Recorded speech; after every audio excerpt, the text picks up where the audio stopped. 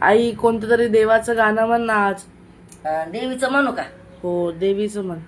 पटकन येत नाही लक्षात नाही मला पटकन म्हणायला काही. म्हणते आपलं येडवाकडं. आवडलं तर लाईक करा.